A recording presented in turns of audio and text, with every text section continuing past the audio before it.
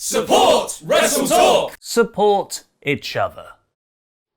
For the last few weeks, WWE has been airing the special Last Ride documentary on its network, which has chronicled the career of The Undertaker, focusing on Taker's feelings over his WrestleMania match with Roman Reigns, getting back into shape for a short bout against John Cena, and his string of terrible Saudi Arabia matches. The documentary has been both sad and triumphant in equal measures, highlighting Taker's inability to let go of wrestling even though his body has constantly told him he should, and bad matches with DX and Goldberg just making it harder for him to give up on that search for the perfect last match. However, in the last part of the series, which puts a lot of focus on the Boneyard match with AJ Styles at WrestleMania, Taker reveals that he is likely retired from professional wrestling, and that was his final match. Because we should totally take Undertaker's retirement announcements as final, saying, "I'm at a point that this time the cowboy really rides away." AJ Styles has replied to this revelation on Twitter, posting, "Still floored by the experience and reaction to the Boneyard match at WrestleMania. If it was the last time Undertaker laced up his boots,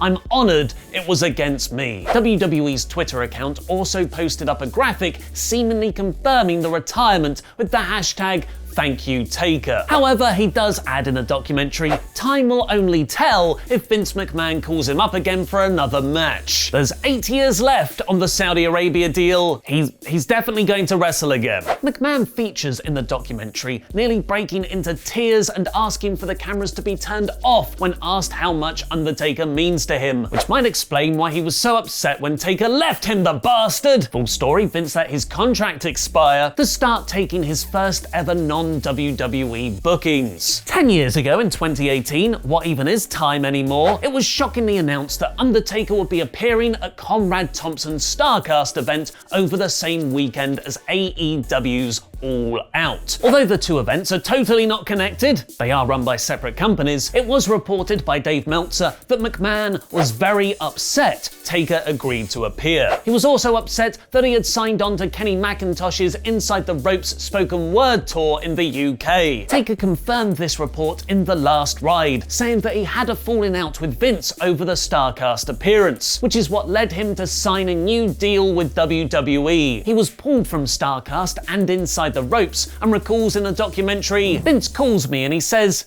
'What are you doing?' I said I was doing this signing. He goes, 'But yeah, you've got all these people thinking you're gonna do this AEW pay-per-view.' I thought, well, that's stupid. Anybody that knows anything about me knows that I'm not going to a different company. I've been here forever. I ain't going anywhere. I'm not going to jump ship to go to AEW, why would I?" Vince and I had a little bit of a falling out over it, and I understand where he was coming from. He has got a business to run, and I understand his position, but I also had a position of my own that needed to be understood, and we didn't talk for a little while. And then we both had our guard down enough to talk, and then we had things worked out. It has all been sunshine and rainbows since. Sunshine and Rainbows, title of your pay-per-view. Thanks for your support on Patreon. He's no jackass, Dano.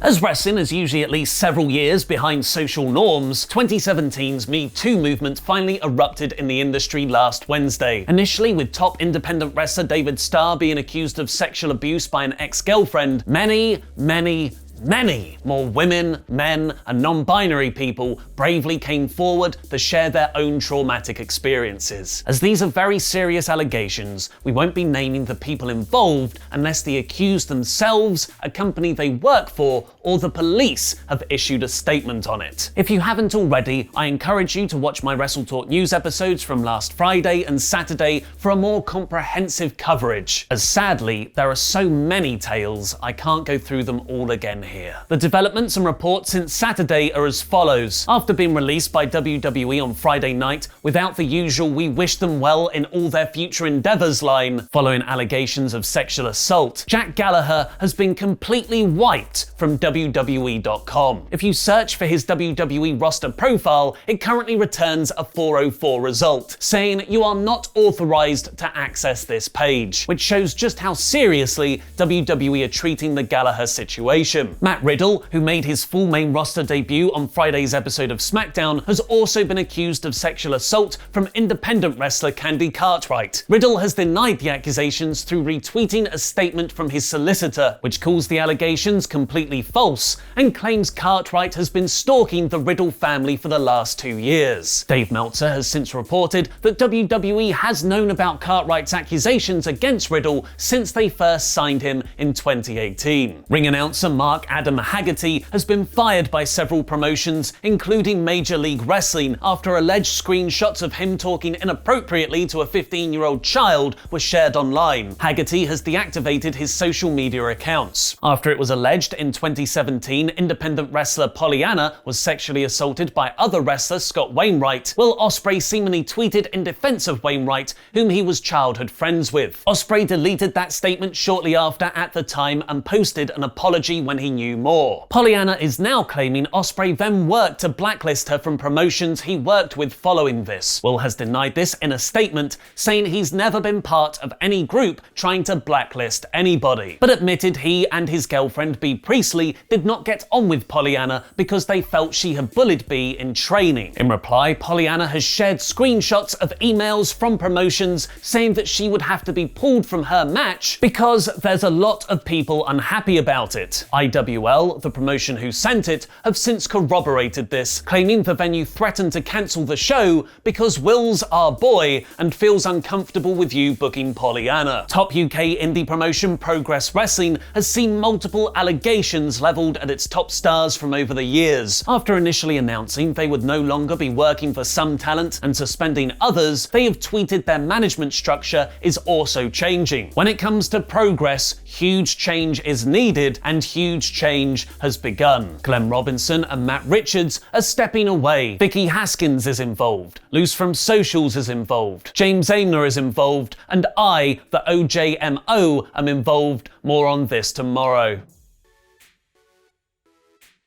The Speaking Out hashtag has seen so many people come forward with very legitimate stories, and it's important to treat each one seriously. Unfortunately, however, like any movement of this size and understandable degree of anonymity, some bad actors have taken advantage of the situation to further their own agendas, while other names, who appear to have behaved appropriately, have been added to a hashtag that includes illegal acts like rape and paedophilia. For now, I'll only cover the accusations brought against NXT wrestler Trent Seven, as he has issued a statement denying them. He was accused of flirting with a group of 3 women that appeared to be underage at a show and trying to get them drinks. A woman claiming to be one of that group of girls has since come forward with their version of events, saying they were 19, 20, and 23, i.e. not underage, and me and my 19-year-old friend definitely had intentions to get with Trent. I was rather taken aback by a lot of the comments on our Saturday news video, which assumed every Speaking Out allegation was similarly unfounded. I read one comment that said over 40% of rape accusations turn out to be false. I think it's important to go through the actual statistics here to hopefully change these incorrect assumptions. Rape allegations are proven false approximately 2 to 10% of the time. It's a very wide range because it's very difficult to investigate, but even at the top end, it's still just 1 out of 10. In comparison to that,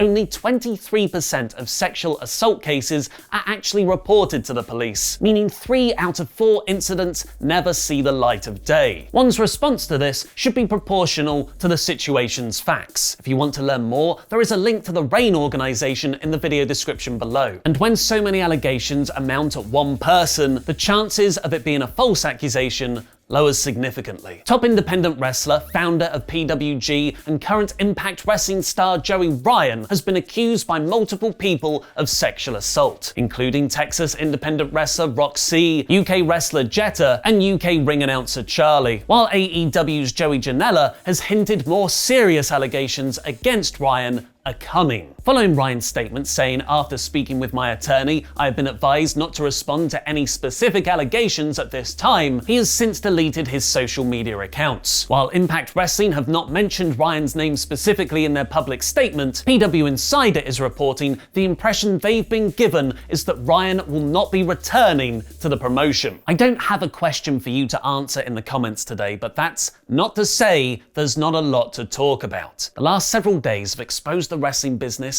we all love as an incredibly toxic place. And not just in a WWE being WWE way, this is industry-wide. It's indie wrestling. We can't dismiss this one as just another Vince McMahonism. This is our home turf. I've finished our videos over the last several days asking you to support wrestling and speak out. And long may that continue, as hopefully victims will keep coming forward. But for the rest of us, it's now time to listen. Listen to the victims. Listen to each other. Because while we can debate this allegation or that, you can't deny the deafening roar online that almost every single woman who starts her journey to become a wrestler has their own traumatic experience. And that makes me both very angry at and embarrassed of the thing I love and do for a living. And I want to be proud of wrestling again. I know the stats of our YouTube channel. We have a 95% plus male audience. Our on-screen and website team is exclusively white,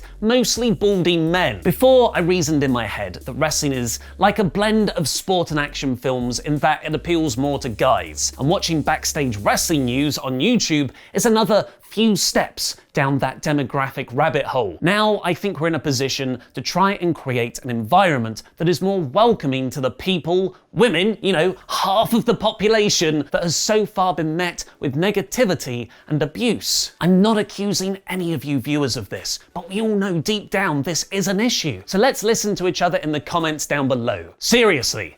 I've actually cleared the rest of my day to do this. I'll be answering as many as I can. I'm all for a debate, but do so respectfully and politely. If not, I'm gonna delete your comment. I'm in charge. This is meant to be a constructive forum, a productive one, to come up with ideas on how we can rip down the "No Girls Allowed" sign we seem to have accidentally put on our little clubhouse. I'm actually serious. Literally here all day, replying to comments. So put your thoughts down below. I'm gonna be answering them from the future, from where I am now. So let's chat. Let's get it all out in the open.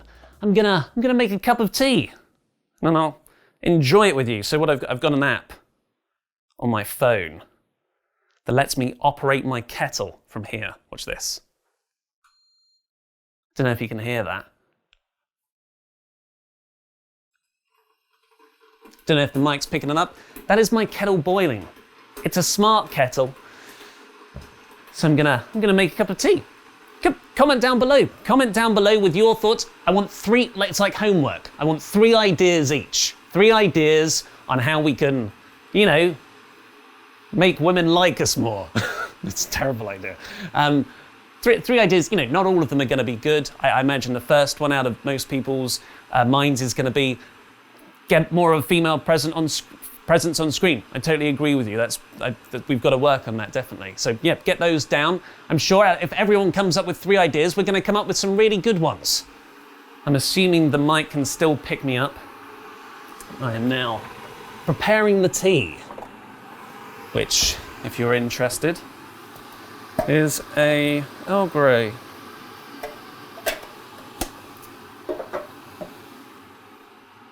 Seriously, keep replying. Come on, get those comments in. I'm just gonna deal with the teleprompter. I had a little sign-off line. There we go. That's my sign-off line. It's in place now. Yeah, spoilers, folks. I read off a teleprompter. I can't do all this from scratch. Someone used to have a go at me for actually. They thought we edited the videos like I would speak here and then I would move over here and then do something else, sort of forgetting about the whole idea of video editing. Speaking of, but the editor's gonna love this.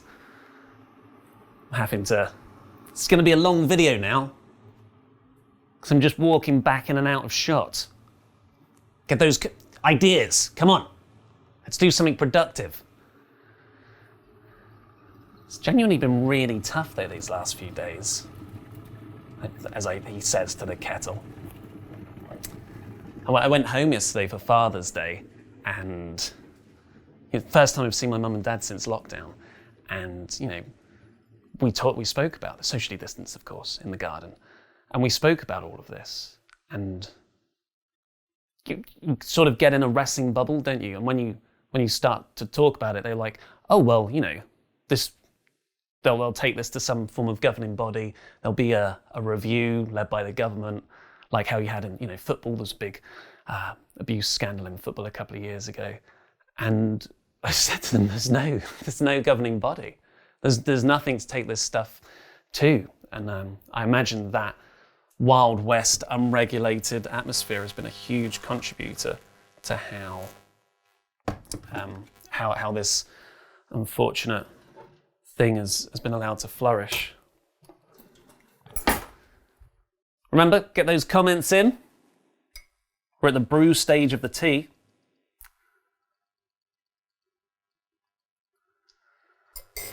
Now, when Adam first joined, he kept on making jokes about how I liked very milky tea. Not true. Normal amount of milk. Get those comments in. Remember, be nice to each other. This is a nice thing we're doing. Don't just make it more awful. It's been a rough few days, I'm sure, for all of us. No, I'm not saying anywhere near the level of the people who have had to go through the actual, experiences themselves. But just, I've seen a lot of people who have said that they, this cup might now be vanishing because it's green, I've just realised.